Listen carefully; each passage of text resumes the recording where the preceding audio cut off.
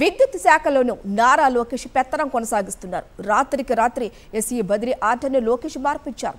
రాజమహేంద్రవరం ఎస్ఈగా గొర్లె ప్రసాద్ను సీఎండీ నియమించారు. వెంటనే నారా లోకేష్ ద్వారా మరో అధికారి సిఫార్సు చేయించుకున్నారు.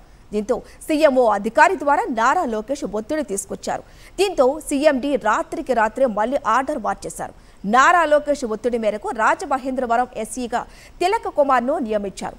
నారా లోకేష్ ఒత్తిడితో రాత్రి 11:30 ఉత్తర్వులు జారీ అయ్యాయి.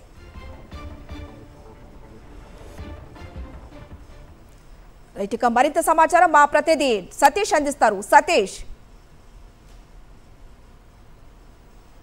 అయితే ఆంధ్రప్రదేశ్ రాష్ట్రంలో శాఖ ఏదైనా సరే పెత్తనం మాత్రం చంద్రబాబు కుమారుడు విద్యాశాఖ మంత్రి నారా లోకేష్ గారిని కనిపిస్తుంది. ఇందుకు తాజాగా ఒక ఎస్సీ బదిలీ అన్నది తీవ్ర చర్చనీయాంశమైంది.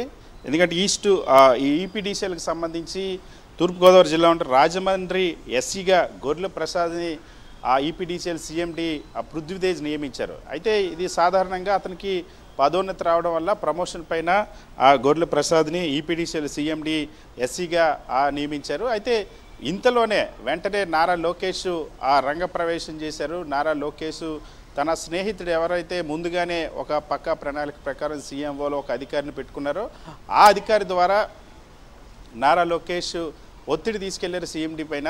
వెంటనే రాత్రికి రాత్రి ఏదైతే బుధవారం సాయంత్రం ఇచ్చినటువంటి ఆర్డర్ని మళ్ళీ రాత్రి 11:30 గంటలకే మార్చేసి లోకేష్ చెప్పినటువంటి అధికారికి ఆ పోస్ట్ ఇచ్చినటువంటి ఘటన ఇప్పుడు ఆ విద్యుత్ శాఖలోనే తీవ్ర చర్చనీయాంశం అయింది. నారా లోకేష్ ఒత్తిడి మేరకు రాజమహేంద్రవరం ఎస్సీగా తిలక్ కుమార్ని నియమించారు. ఈ తిలక్ కుమార్ నియమించడానికి కూడా ఒక ప్రత్యేకమైనటువంటి కారణం ఉంది. గతంలో ప్రతిపక్ష నాయకుడిగా ఉన్నప్పుడు ప్రస్తుత ముఖ్యమంత్రి ప్రతిపక్ష నాయకుడిగా ఉన్నప్పుడు చంద్రబాబు ఏదైతే స్కిల్ డెవలప్మెంట్ కుంభకోణం కేసులో అరెస్ట్ అయినప్పుడు రాజమండ్రి జైలుకి వెళ్ళారు. రాజమండ్రి జైల్లో ఉన్నప్పుడు వైద్య సేవలు అందించినటువంటి ఒక వైద్యురాలకు సంబంధించినటువంటి ఆ భర్త ఈ తిలక్ కుమార్, ఆ తిలక్ కుమార్ కోసం ఒత్తిడి తీసుకొచ్చి మరి రాత్రికి రాత్రి ఉత్తర్వులు మార్చడం. ఇదంతా వాస్తవానికి ఆ విద్యుత్ శాఖ మంత్రిగా ప్రస్తుతం ఉన్నటువంటి గొట్టిపాటి రవికుమార్ కూడా తెలియకుండా, గొట్టిపాటి రవికుమార్తో సంబంధం లేకుండా నారా లోకేష్ ఆ ఇంటర్వ్యూని చేయించినటువంటి ఒక బదిలీ కేవలం 3-4 గంటల్లోనే ఆర్డర్ను కూడా మార్పిచ్చేటువంటి పరిస్థితి. దీన్ని బట్టి అర్థమవుతుంది నారా లోకేష్ ఒక్క విద్యాశాఖకే కాదు అన్ని శాఖల్లో కూడా నారా లోకేష్ ప్రమేయం ఉంటుందన్న స్పష్టమైనటువంటి పరిస్థితి.